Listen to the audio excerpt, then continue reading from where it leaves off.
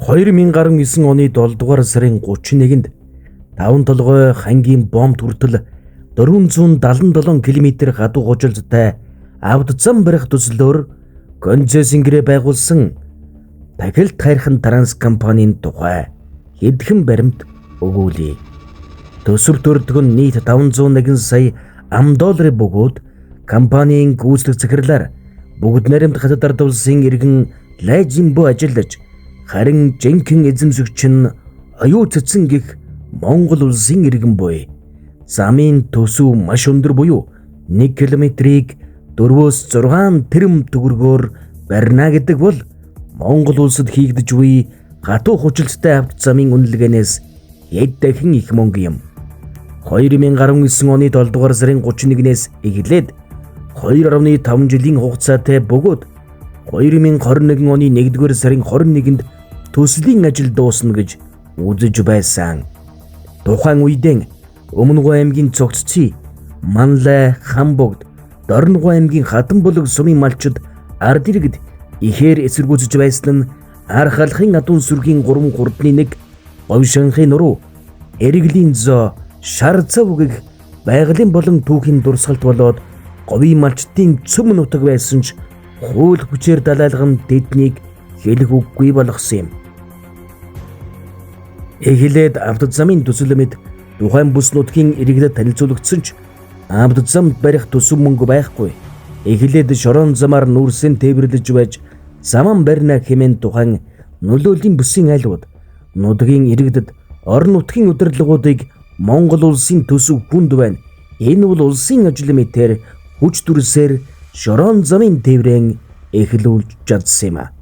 Ингэхдээ тухайн үеийн Өмнөгов аймгийн засаг дарга Сэддоржоор 699-р захирамж гаргуулж 5 толгой зүүн баянгийн чиглэлийн төмөр замын технологийн замаар нүүрсний цуваа эхэлсэн түүхтэй.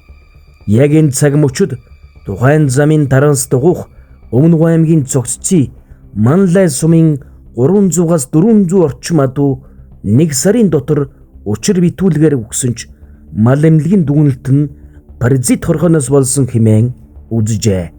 Гайхалтай нь зам дагуух адуу өгдөг замаас хол адуу үхээгүй Говьшанхын нуруунд үүссэн жинхэнэ паразит байлаа.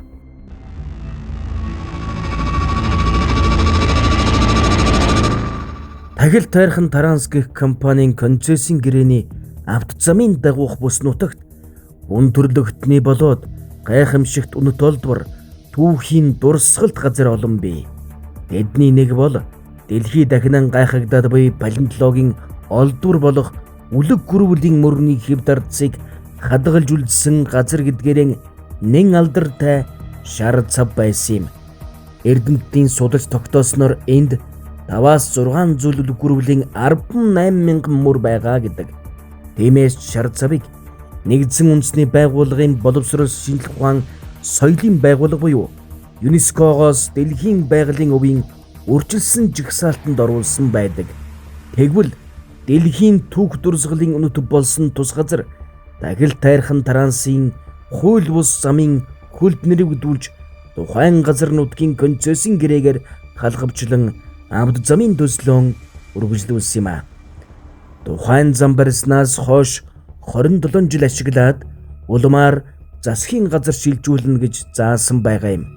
Энэ компани байгуулагдсанаас хойш ердөө 7 сарын дараа буюу 2019 оны 7 дугаар сард засгийн газартай $501 сая $5 Гонцэсингэрэ байгуулсан нь олон нийтэд маргаан дагуулсан ч авто зам тавигдаад 27 жил бус 27 хоноогүй хагарч бутарч байгааг үзэгч тав харж байна.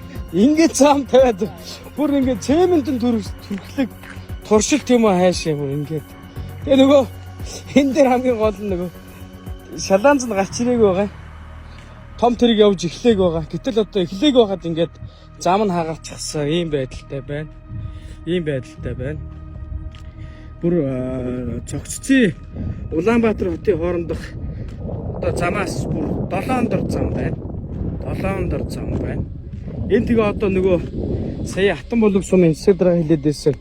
Одоо дэлхийн стандартад шинэ одоо юу гэдээсэн те За энэ замын өргөнийг үзнэ.